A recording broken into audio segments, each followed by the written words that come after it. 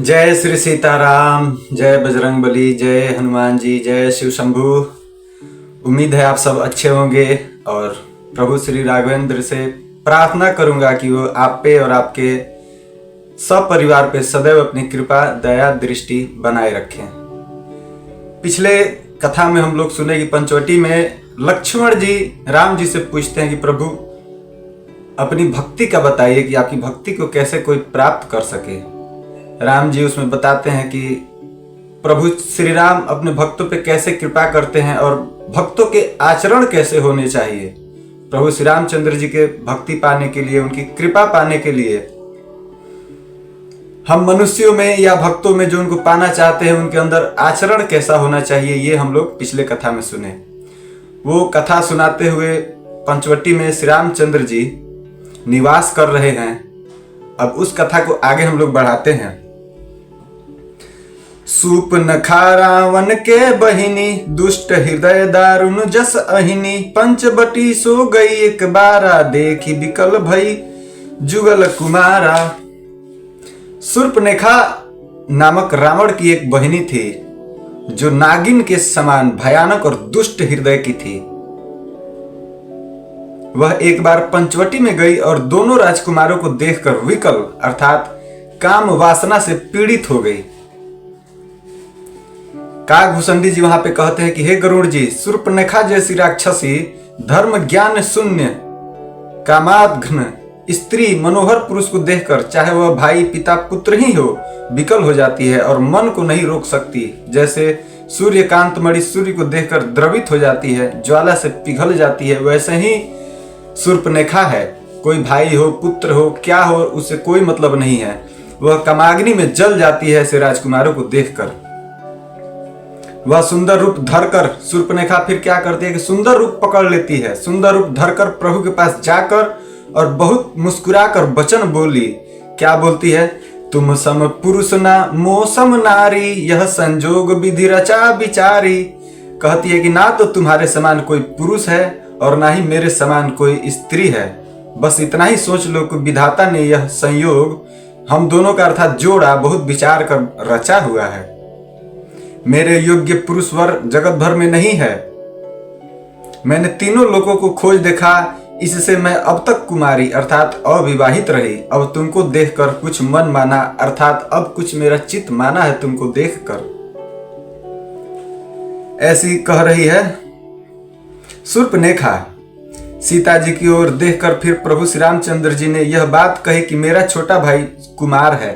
तब वह लक्ष्मण जी के पास शूर्पणखा चली गई। लक्ष्मण जी उसे शत्रु की बहन समझकर और प्रभु की ओर देखकर कोमल वाणी से बोले। लक्ष्मण जी क्या बोलते हैं शूर्पणखा को? सुंदरी सुनु मैं उनकर दासा, पराधीन नहीं तोर सुपासा। प्रभु समर्थ कौशलपुर राजा, जो कछु करहि उन्हीं सब छाजा। अब लक्ष्मण जी देखिए कैसे सीता जी को बहला रहे हैं। लक्ष्मण जी कहते हैं हे सुंदरी, मैं तो उनका दास हूँ अर्थात मैं पराधीन हूँ, अतः तुम्हें सुविधा सुख नहीं होगा। प्रभु समर्थ है मेरे राम, कौशलपुर के वो राजा हैं, वो जो कुछ करें उन्हें सब फब जाता है। सेवक सुख चाहे, भिखारी सम्मान चाहे, व्यसनी व्यसनी अर्थात जिसे जुए शराब आदि का व्यसन हो, धन और व्याभिचारी शुभ गति चाहे, लोभी यश चाहे और अभिमानी चारों फल क्या है? अर्थ धर्म काम मोक्ष चाहे, तो यह सब प्राणी आकाश को दूह कर दूध लेना चाहते हैं अर्थात असंभव बात को संभव करना चाहते हैं। लक्ष्मण जी समझा रहे हैं शूर्पणखा को। फिर शूर्पणखा लौटकर फिर श्री रामचंद्र जी के पास आई। प्रभु ने फिर उसे लक्ष्मण जी के पास भेज दिया। लक्ष्मण जी कहा तुम्हें वही बरेगा जो लज्जा को तृण कर अर्थात प्रतिज्ञा करके त्याग देगा अर्थात जो निपट निर्लज होगा। जब राम जी के पास जाती है दोबारा, तो दोबारा राम जी फिर वापस लक्ष्मण जी के पास भेज देते हैं। तब लक्ष्मण जी कहते हैं जो निर्लज होगा ना अर्थात जो प्रतिज्ञा कर लिया होगा कि मैं जीवन में कभी लज्जा नहीं करूंगा, वही इंसान तुमसे विवाह करेगा। ऐसे बातें लक्ष्मण जी के बोलने के बाद देखिए अब शूर्पणखा क्या करती है। तब खिसियानी राम पही गई, रूप भयंकर प्रगटत भई। सीतहि सभय देखी रघुराई, कहा अनुज सन शयन बुझाई। तब वह खिसियाई हुई क्रुद्ध होकर श्री रामचंद्र जी के पास गई और उसने अपना भयंकर रूप प्रकट कर दिया। सीता जी को भयभीत देखकर श्री रघुनाथ जी ने लक्ष्मण जी को इशारा देकर कहा, लक्ष्मण अति लगावसो नाक कान बिनु कीन, ताके कर रावण कहा मनो चुनौती दीन। लक्ष्मण जी ने बड़ी ही फुर्ती से उसको बिना नाक और कान का कर दिया, मानो उसके हाथ रावण को लक्ष्मण जी ने चुनौती दे दिया हो। बिना नाक कान के वह विकराल हो गई। उसके शरीर से रक्त इस प्रकार बहने लगा मानो काले पर्वत से गेरू की धारा बह रही हो। वह विलाप करते हुए खरदूषण के पास गई और बोली, हे भाई, तुम्हारे पौरुष अर्थात तुम्हारे वीरता को धिक्कार है, तुम्हारे बल को धिक्कार है। फिर उन्होंने पूछा, क्या हुआ शूर्पणखा? तब शूर्पणखा ने सब समझा कर कहा। वो सारी बातें सुनकर राक्षसों ने सेना तैयार कर लिया। राक्षस समूह झुंड के झुंड दौड़ पड़े, मानो पंखधारी काजल के पर्वतों का झुंड दौड़ा हो। नाना वाहन नाना कारा, नायना युद्ध घर घोर अपारा, सुपनखा आगे कर लीनी, अशुभ रूप श्रुति नासाहिनी। वे अनेकों प्रकार की सवारियों पर चढ़े हुए तथा अनेकों आकार सूरतों के हैं। वे अपार और अनेक प्रकार के असंख्य भयानक हथियार धारण किए हुए हैं। उन्होंने नाक कान कटी हुई अमंगल रूपी शूर्पणखा को आगे कर लिया है कि आगे आगे मुझे रास्ता बताओ। अनगिनत भयंकर शकुन हो रहे हैं, परंतु मृत्यु के वश होने के कारण वे सब के सब उनको कुछ गिनते ही नहीं। गरजते हैं, ललकारते हैं और आकाश में उड़ते हैं। सेना देखकर योद्धा लोग बहुत ही हर्षित हो रहे हैं।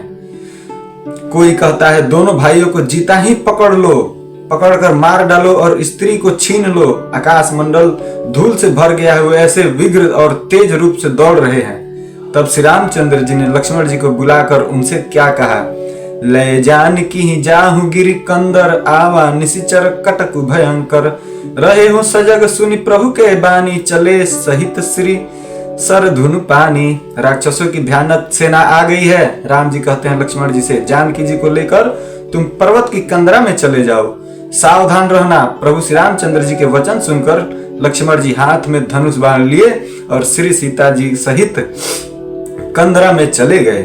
देखी राम रिपुदल चली आवा, बिहसी कठिन कौदंड चढ़ावा।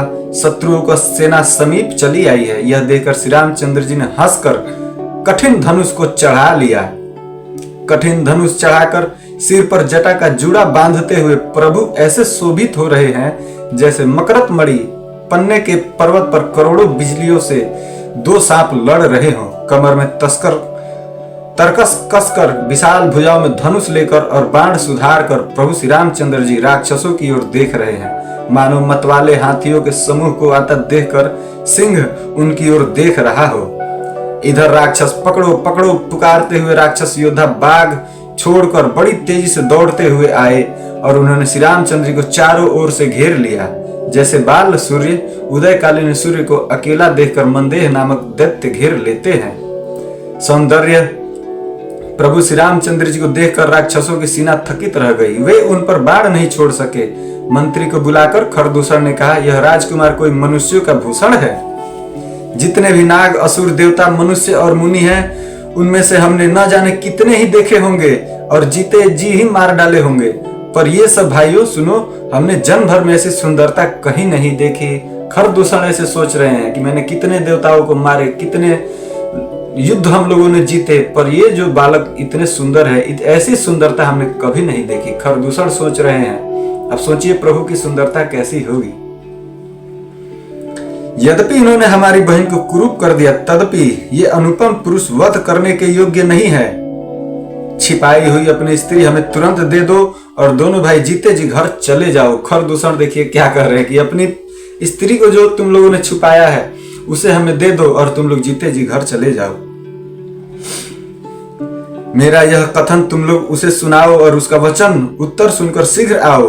दूतों ने जाकर यह संदेश श्री रामचंद्र जी से कहा। उसे सुनते ही श्री रामचंद्र जी मुस्कुरा कर बोले, क्या बोले? हम छत्री मृगया बन करही, तुमसे खल मृग खोजत फिरही, रिपु बलवंत देखी नहीं डरही, एक बार कालहु सन लड़ही। रामचंद्र जी कहते हैं कि हम क्षत्रिय हैं, वन में शिकार करते हैं और तुम्हारे सरीखे दुष्ट पशुओं को तो ढूंढते ही फिरते रहते हैं हम लोग। हम बलवान शत्रु को देखकर नहीं डरते। लड़ने को अगर आ जाए तो एक बार तो हम लोग काल से भी लड़ जाएंगे, प्रभु कह रहे हैं। यद्यपि हम मनुष्य हैं, परंतु दैत्य कुल का नाश करने वाले और मुनियों की रक्षा करने वाले हैं। हम बालक हैं, परंतु हे दुष्टों को दंड देने वाले।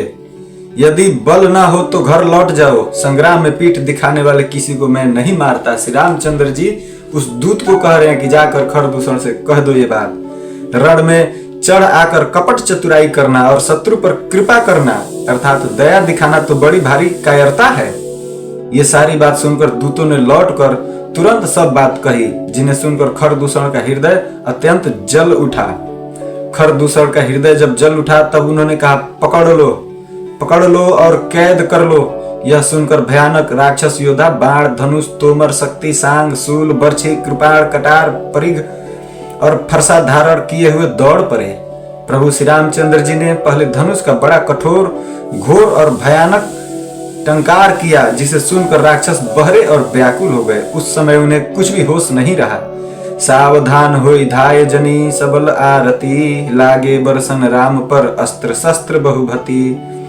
फिर वे शत्रु को बलवान जानकर सावधान होकर दौड़े और श्री रामचंद्र जी के ऊपर बहुत प्रकार से अस्त्र शस्त्र बरसाने लगे।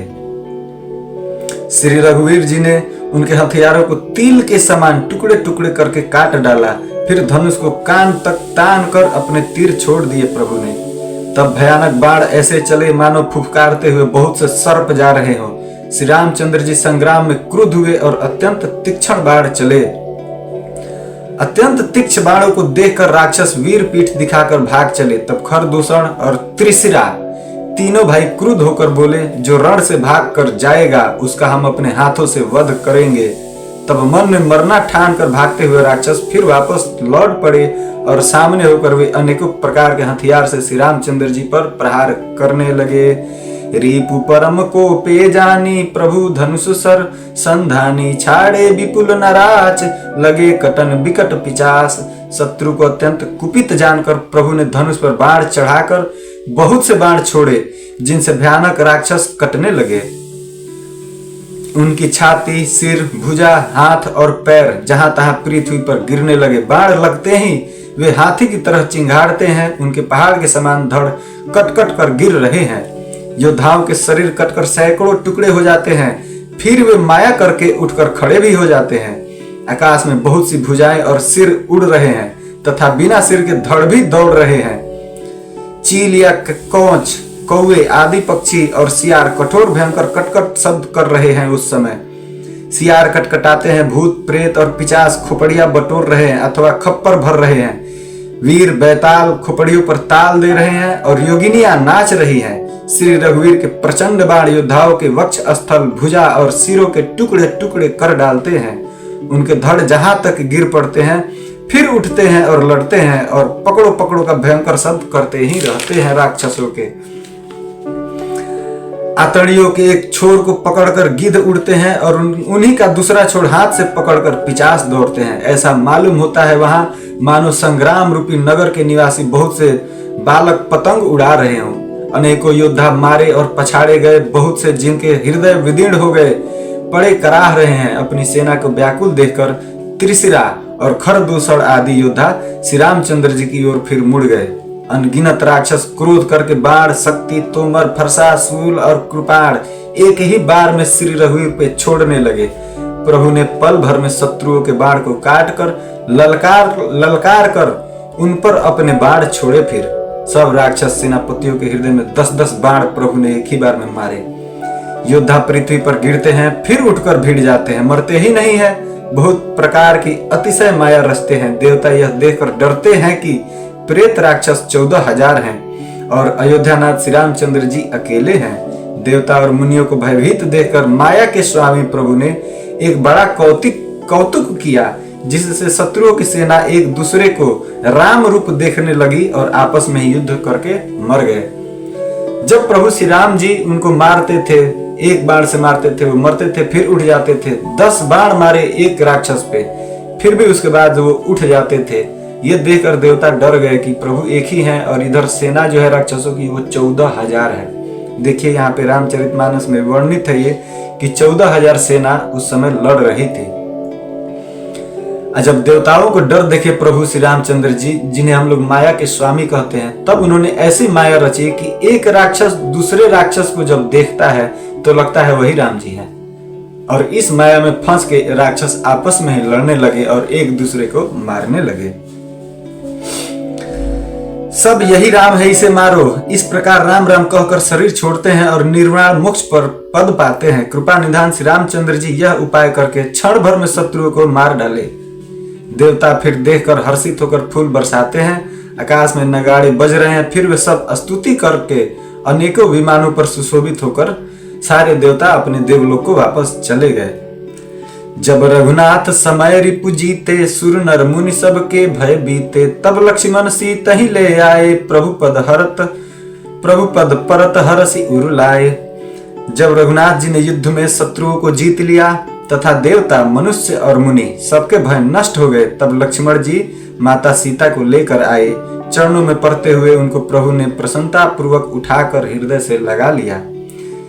श्री सीता जी श्री राम जी के श्याम और कोमल शरीर को परम प्रेम के साथ देख रही हैं। नेत्र अघाते नहीं है माया के, माता के नेत्र अघाते ही नहीं है। इस प्रकार पंचवटी में बसकर श्री रघुनाथ जी देवताओं और मनुष्यों को सुख देने वाले चरित्र करने लगे। खर दूषण का विध्वंस देखकर शूर्पणखा ने जाकर रावण को भड़काया। वह बड़ा क्रोध करके वचन बोली, तूने देश और खजाने की सुधि ही भुला दी है। इस कथा को यहाँ पे फिर रोकेंगे। अगली कथा अब जब शूर्पणखा, खर दूषण और त्रिशिरा इन तीनों के मारे जाने पे भी जब शूर्पणखा का मन शांत नहीं होता है, तब वो रावण के पास जाती है और रावण को कैसे वो क्रोधित करती है कि रावण कैसे भी करके जाके बदला ले, कैसे कैसे शब्द बोलती है, बहुत कठोर शब्द बोलती है। ये हम लोग अगले कथा में सुनेंगे। यहाँ हम लोग का ये कथा संपूर्ण हो गया कि शूर्पणखा आई और प्रभु श्री रामचंद्र जी लक्ष्मण जी से विवाह का प्रस्ताव रखा। प्रभु श्री रामचंद्र जी ने क्या कहा, लक्ष्मण जी ने क्या कहा।